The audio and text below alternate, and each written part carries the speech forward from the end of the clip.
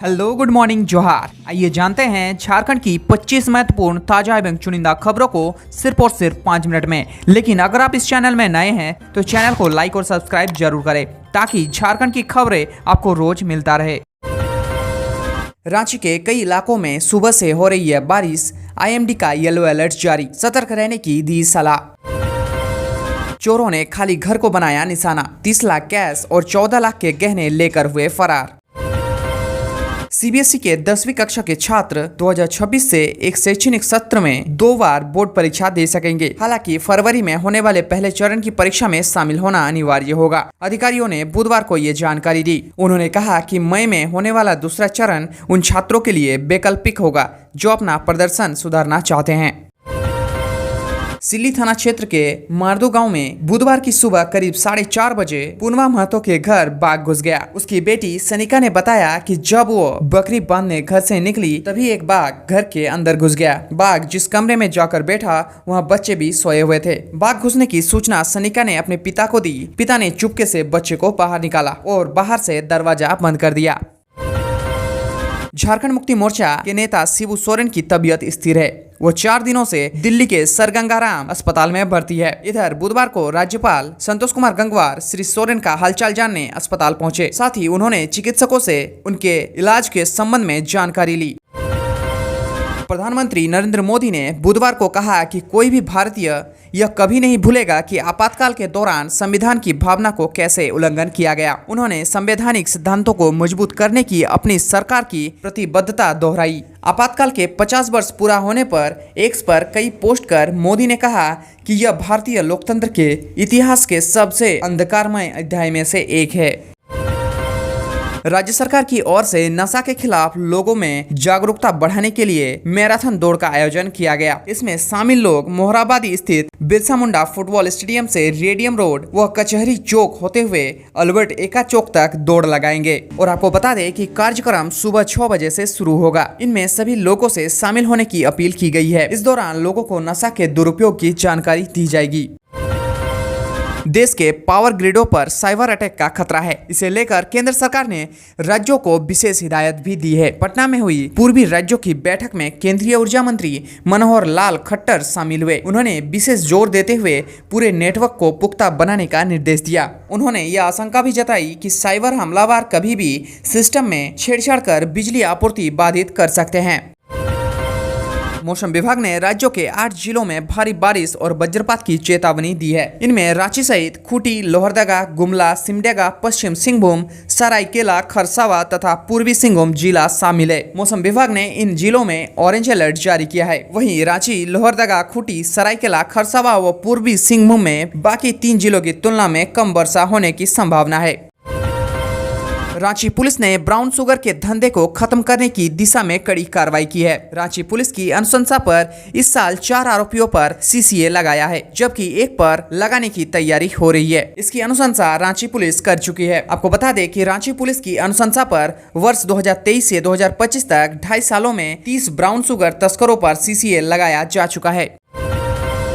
झारखंड बिजली वितरण निगम लिमिटेड के एपीटी सेल द्वारा बिजली चोरी के खिलाफ रांची सहित 15 जिलों में अभियान चलाया गया। इस दौरान 3924 स्थानों पर छापेमारी की गई, जिसमें 661 लोग बिजली चोरी करते हुए पकड़े गए। इनके खिलाफ केस भी दर्ज किया गया और कुल 102.83 लाख रुपए का जुर्माना लगाया गया।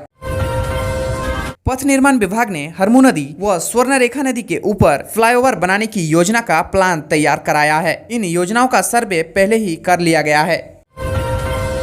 रिम्स की पुरानी बिल्डिंग करीब 65 साल पुरानी हो गई है, जिससे भवन का प्लास्टर जगह जगह से टूटकर गिर रहा है। ऐसे में रिम्स प्रशासन ने स्वास्थ्य विभाग को दोबारा पत्र लिखकर भवन के जीर्णोद्धार की मांग की है। मंगलवार को इसके लिए दोबारा विभाग को रिम्स द्वारा पत्र भेजा गया है। राजधानी रांची सहित आसपास के इलाकों में बारिश की वजह से बिजली आपूर्ति प्रभावित रही है। थोड़े थोड़े अंतराल पर बिजली कटती रही है। हरमू फ्लाईओवर के निर्माण को लेकर सारी तैयारियां कर ली गई है। अब इसका जल्द टेंडर निकाला जाएगा। इसकी लंबाई करीब 3 किलोमीटर होगी। आपको बता दें कि फ्लाईओवर का एक साइड कार्तिक उरांव चौक के पहले से शुरू होगा, जो गौशाला तक जाएगा। रांची कचहरी चौक के पास सड़क किनारे और खाली स्थान पर दुकान लगाने वाले को निगम ने जगह खाली करने का आदेश दिया है। निगम की इन्फोर्समेंट टीम ने दुकानदारों को 3 से 4 दिन की मोहलत दी है। यह निर्देश जिला प्रशासन के आदेश के बाद जारी किया गया है। स्मार्ट सिटी मिशन के 10 वर्ष पूरे होने के उपलक्ष्य में बुधवार को देश भर में वर्षगांठ मनाई गई, लेकिन रांची के लिए यह अवसर कुछ खास बन गया। भारत सरकार के आवासन एवं शहरी कार्य मंत्रालय में संयुक्त सचिव और स्मार्ट सिटी मिशन की निदेशक रूपा मिश्रा ने रांची स्मार्ट सिटी प्रोजेक्ट को देश के लिए मॉडल बताते हुए उस पर आधारित राष्ट्रीय ब्लूप्रिंट तैयार करने की घोषणा की।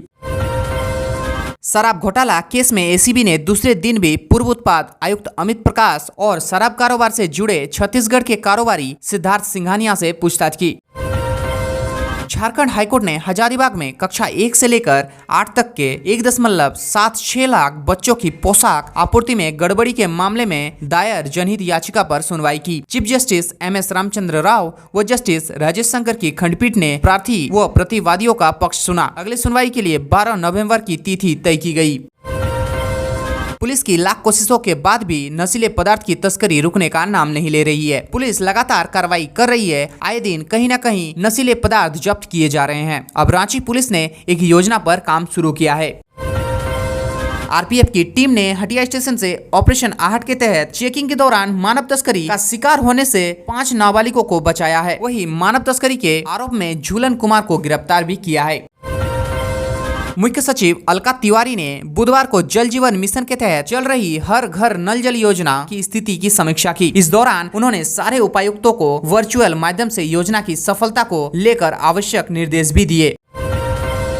प्रधानमंत्री आवास योजना की 10वीं वर्षगांठ के अवसर पर बुधवार को निदेशक नगरीय प्रशासन निदेशालय नैन्सी सहाय ने लाभार्थियों व नगर निकायों को बधाई दी। उन्होंने बताया कि राज्य में शहरी आवास से वंचितों के लिए केंद्र सरकार द्वारा प्रधानमंत्री आवास योजना 2.0 का शुभारंभ किया गया है। इसके तहत पात्र लाभुक अपने नगर निकाय अथवा ऑनलाइन आवेदन कर सकते हैं। झारखंड हाईकोर्ट में इंस्पेक्टर से डीएसपी पद पर प्रोन्नति की वरीयता सूची को चुनौती देने वाली याचिका पर सुनवाई हुई। जस्टिस दीपक रोशन की अदालत में सुनवाई हुई। मामले की सुनवाई के दौरान अदालत ने प्रार्थियों का पक्ष सुनने के बाद प्रोन्नति की प्रक्रिया पर रोक नहीं लगाई। कहा कि इस याचिका के अंतिम फैसले से डीएसपी पद पर दी गई प्रोन्नति प्रभावित होगी। कृषि पशुपालन एवं सहकारिता विभाग की मंत्री शिल्पी नेहा तिर्की ने बुधवार को मत्स्य विभाग के कार्यों की समीक्षा की। इसमें निदेशालय से लेकर जिला मत्स्य पदाधिकारियों ने हिस्सा लिया। इस दौरान मंत्री ने मिट्टी और गाद से भरे तालाबों की सूचना जिला स्तर पर तैयार करने का निर्देश दिया। ऐसे तालाबों का जीर्णोद्धार करने का निर्देश भी दिया। राज्य में अंगीभूत कॉलेजों में पढ़ रहे इंटर के विद्यार्थियों का नजदीक के +2 स्कूल या इंटर कॉलेज में नामांकन की प्रक्रिया जुलाई तक पूरा करने का निर्देश दिया गया। इस संबंध में स्कूली शिक्षा एवं साक्षरता विभाग के सचिव उमाशंकर सिंह ने बुधवार को सभी जिलों के जिला शिक्षा पदाधिकारी के साथ ऑनलाइन बैठक की। रांची विश्वविद्यालय के प्रभारी कुलपति प्रोफेसर डीके सिंह ने कहा कि कक्षा में विद्यार्थियों की उपस्थिति बढ़ाई जाए और यह सुनिश्चित किया जाए कि छात्र छात्राएं नियमित रूप से कॉलेज आएं। उन्होंने कहा कि विद्यार्थियों और शिक्षकों के बीच संवाद का दायरा बढ़े ताकि दोनों के बीच बेहतर कनेक्ट हो सके।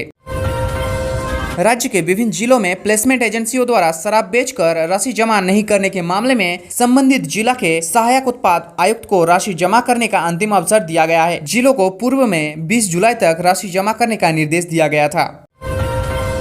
राष्ट्रीय राजधानी के सर्राफा बाजार में बुधवार को सोने की कीमत 300 रुपए टूटकर 98,600 रुपए प्रति 10 ग्राम रह गई। अखिल भारतीय सर्राफा संघ ने यह जानकारी दी। वहीं चांदी की कीमतों में भी 1100 रुपए गिरकर 1,31,100 रुपए प्रति किलोग्राम रह गई। आज के लिए बस इतना ही। मिलते हैं अगली वीडियो में।